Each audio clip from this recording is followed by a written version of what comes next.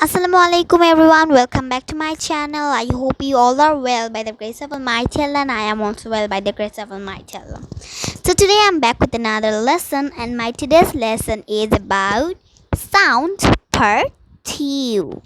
Okay, আমরা আগের ক্লাসে একটা সাউন্ড শিখেছিলাম, আর এই ক্লাসে আজকে আমরা দুটো সাউন্ড শিখব।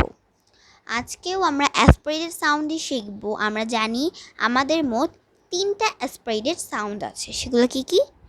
ঠ, খ আর ঠ, খ, ফ। আচ্ছা, তো আমরা আগের ক্লাসে ফ সাউন্ড করেছিলাম, আজকে ঠ আর খ সাউন্ড করব। আচ্ছা, প্রথমে ঠ।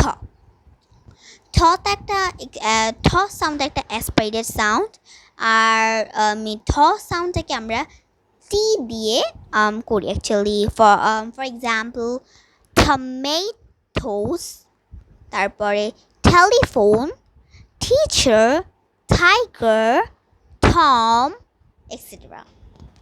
আচ্ছা, আমরা একটা টাং টুইস্টার দেখে নিই। আচ্ছা, two toots totally tired, two toots totally tired, two toots totally tired। আচ্ছা, এরপরটা কি? খ সাউন্ড, একটু সরাই নিই। খ সাউন্ড। আচ্ছা, এই খ সাউন্ডটা হচ্ছে আমরা কে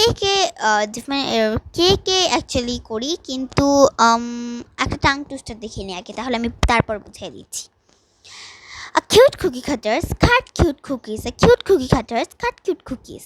আচ্ছা, এখানে আমরা খর ইতে আমরা সিকে কেন দেখতে পাচ্ছি? আমরা তো কে দেখতে পারবো, তাই না? আচ্ছা, আমরা সিকে দেখতে পাচ্ছি কারণ আমরা তো জানি সি ফর ক্যাট, এটা হবে খ্যাট। আচ্ছা,